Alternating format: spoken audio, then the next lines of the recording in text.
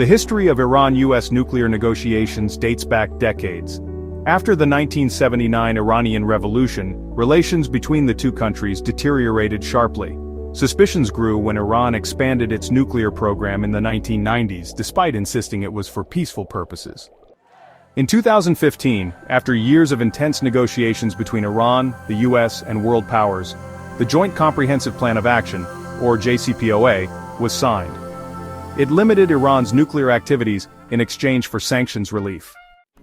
However, in 2018, President Donald Trump unilaterally withdrew the US from the deal, calling it deeply flawed. Sanctions were reimposed, and Iran, in response, began rolling back its commitments. Today, the situation remains tense. Efforts to revive the 2015 deal have stalled. Iran has advanced its nuclear program, enriching uranium closer to weapons-grade levels, while the US insists on stricter terms. Political dynamics complicate matters. Inside Iran, hardliners have gained influence, skeptical of Western promises. In the United States, bipartisan distrust of Tehran grows, especially after regional tensions, such as Iran's support for proxy groups in the Middle East. There are several possible futures for Iran-United States nuclear relations. Diplomatic negotiations could eventually produce a revised agreement with longer and stronger restrictions on Iran's program, more robust verification, and possibly regional security arrangements.